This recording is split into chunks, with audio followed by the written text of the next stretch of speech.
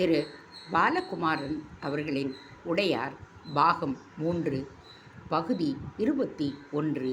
கருமார்கள் சக்கரவர்த்தியிடம் கருவிகளை காட்ட எடுத்து வருகிறார்கள் என்றால் அப்பொழுது என்ன செய்வது? கருவிகளை நீங்கள் வாங்கி வைத்துக் கொள்ளுங்கள், நீங்கள் கடை பரப்புங்கள், அவர்களை காட்டச் சொல்லுங்கள். ஐயா, இது சமாதான காலம். சக்கரவர்த்தியார் மிகுந்த ஆவலோடு மக்களை அணுகுகின்றார். நீங்கள் வேண்டாம் என்று மறுத்தாலும் எங்களை மெல்ல புறந்தள்ளிவிட்டு அகராகவே குதிரையை ஏறி இறங்கி ஜனங்களில் கலந்து கொண்டு பழகிறார். சக்கரவர்த்தியும் முன் வந்து பேசுகின்ற பொழுது நீ ஏன் தடுக்கின்றாய் என்பது போல பொதுமக்கள் எங்களை சீறுகின்றார்கள். இது தர்மசங்கடமாக இருக்கிறது. மத்திய வயது கடைந்த ஒரு மைக்காவலன் பிரம்மராயரை நோக்கி பரிதாபமாக கேட்டான். பிரம்மராயர் அவனையே உற்று பார்த்தார். உன்னுடைய பெயர் என்ன? வளையாபதி. வளையாபதி, நீர் மெய்க்காவல் படையை விட்டு விலகிவிடுங்கள். ஐயா, நான் தவறு எதுவும் செய்துவிடவில்லையே, அவன் பதறினான். உன்னுடைய சிந்தனை எப்பொழுது இரக்கமாக மற்றவருக்கு இணக்கமாக போயிற்றோ அப்பொழுது மெய்க்காவல் படையில் நீர் இருக்க லாயக்கற்றவர். உம்முடைய வயது உம்மை இரக்கமாக்கிவிட்டது. இளமையான முரட்டுத்தனமான இளைஞர்கள்தான் எனக்கு தேவை.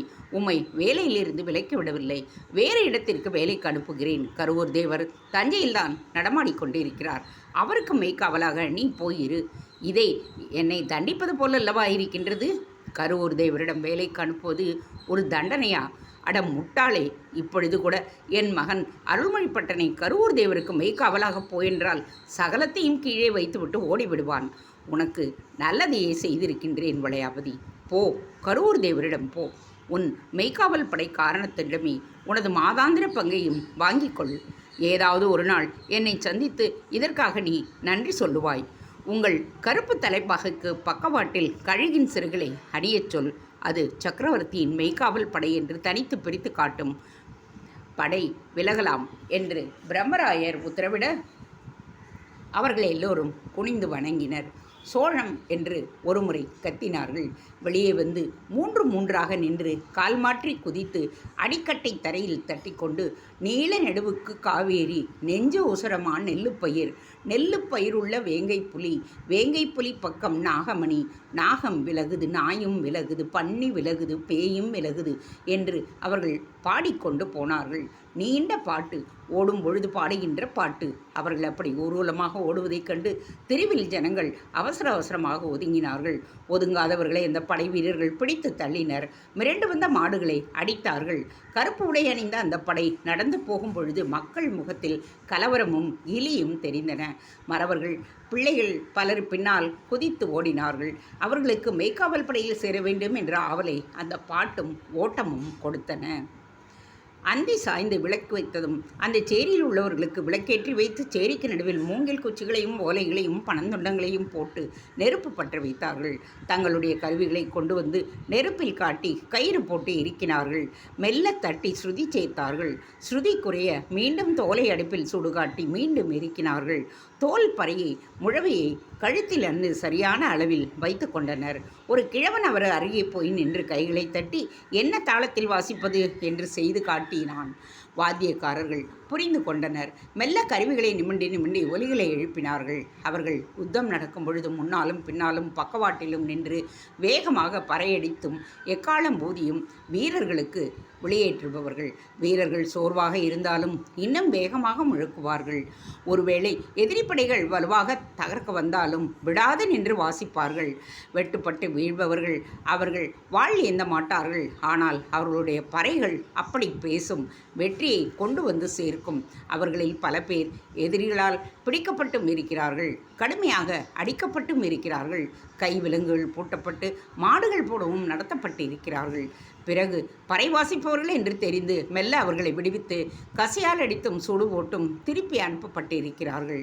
போர் வீரர்களை சிரச்சேதம் செய்வது போல் பறை வாசிப்பவர்களை செய்வது இல்லை, ஆனால் அவமானப்படுத்துவது உண்டு. சில மிக கொடுமையான அவமானப்பட்டதும் உண்டா. ஆனாலும் அந்த பறை வாசிப்பு என்பது பரம்பரையாக அவர்களை விடாது செய்து கொண்டு வருவதனால் இந்த முறை மற்றவர்களுக்கு பல பதவி உயர்கள் கிடைத்தன. சிற்பிகளுக்கு புதிய யோகியதைகள் கிடைத்துவிட்டன. தளிச்சேரி பெண்டுகளுக்கு தனித்தனி வீடுகள் கிடைத்தன. இவர்களுக்குத்தான் எதுவும் கிடைக்கவில்லை. கிடைக்கும் என்கின்ற நம்பிக்கை இருக்கின்றது, ஆனால் கேட்கப் போவதில்லை. கேட்டு கிடைக்காவிட்டால் அது அவமானம், கேட்காமலேயே இருந்துவிட்டால் அது மிகப்பெரிய கௌரவம். சக்கரவர்த்தி கடவுளைப் போல் வந்தவர், நடமாடும் தெய்வம்.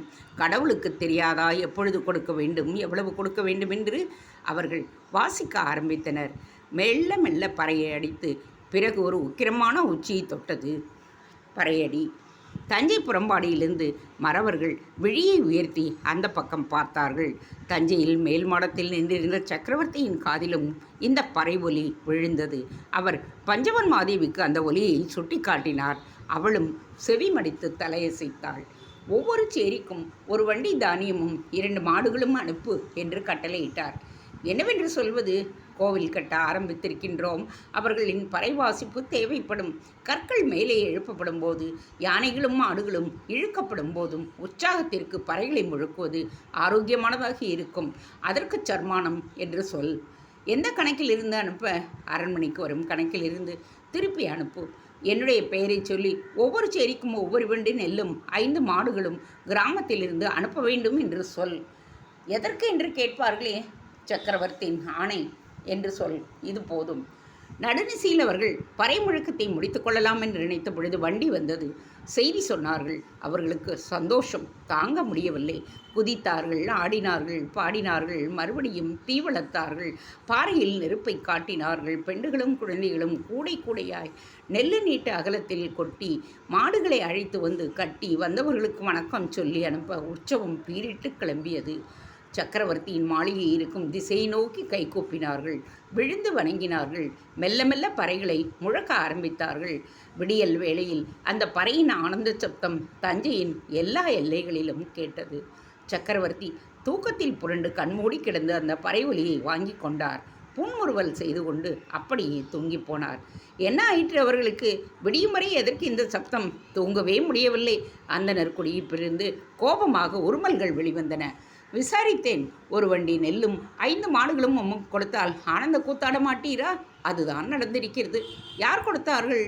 சக்கரவர்த்தி மாமன்னர் உடையார் ஸ்ரீ ராஜராஜதேவர் என்று சொல்லி மெல்லிய கேலியோடு பேசினான். என்னையா பேச்சு ஒரு மாதிரியாக போகிறது. ஏதேனும் எவரிடமிருந்து வாங்கி கட்டிக்கொள்ள வேண்டும் என்ற தீர்மானத்தில் இருக்கிறீரோ? அடக்கமாக இருக்க வேண்டிய இந்த காலகட்டத்தில் ஏன் அலட்டிக்கொள்கிறீர்கள்? யார் யாருக்கோ தானம் கொடுத்தால் உமக்கு என்ன வந்தது? எனக்கு ஒன்றுமில்லை, ஒன்றுமே இல்லை. ஒன்றுமில்லை என்பதுதான் என்னுடைய மிகப்பெரிய குறை. அந்த அந்தனர் லேசாக வயிற்றில் எடுத்துக்கொண்டார். கேட்டால் தானே கொடுப்பார்கள். அவர்கள் என்ன கேட்டார்கள்? சரி பக்கம் கை காட்டினார். பறை முழங்கினார்கள் ஐயா. அது ஒரு வேண்டுகோள்.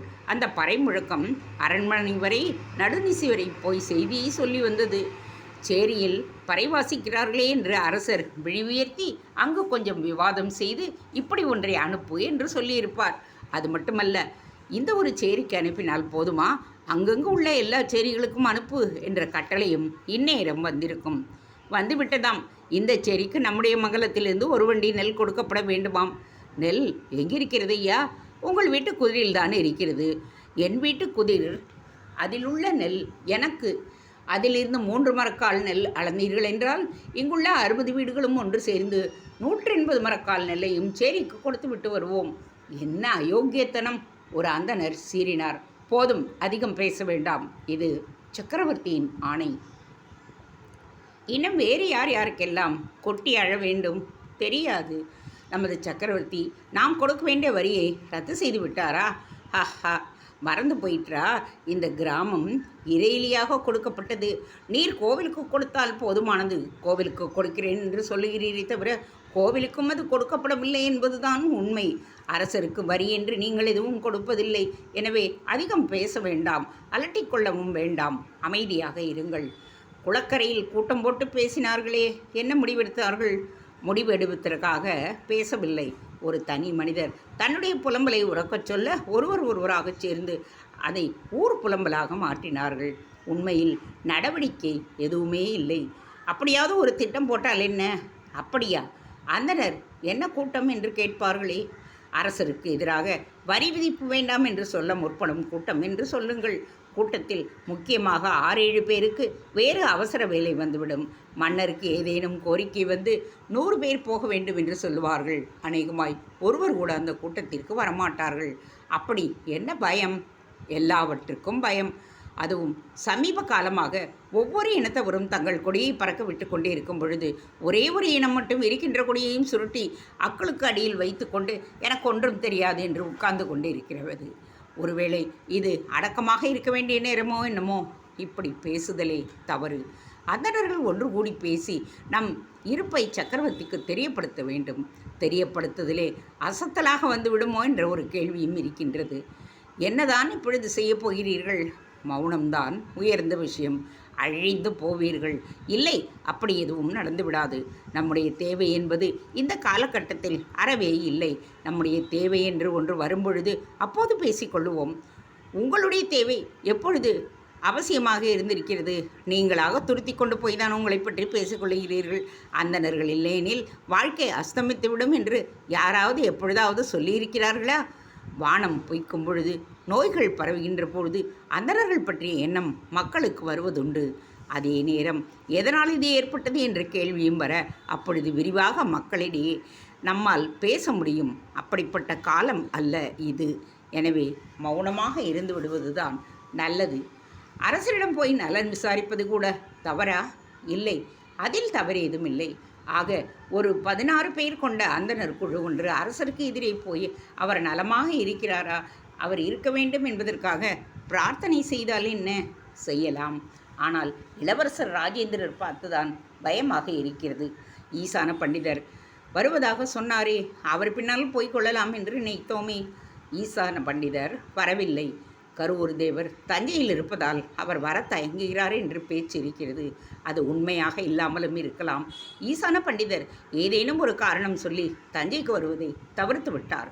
குடந்தையில் இருக்கிற பழையாறைக்கு சந்திரமல்லி வந்திருக்கிறாளாமே.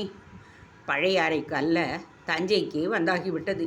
பெரிய மூங்கில் வேலி கட்டி நடுவே குடிலமைத்து உள்ளுக்குள்ளே மான் மயில்களை எல்லாம் விட்டு செடி கொடிகள் நட்டு நந்தவனம் உண்டாக்கி அங்கே குடிலமைத்திருக்கிறார்களாம்.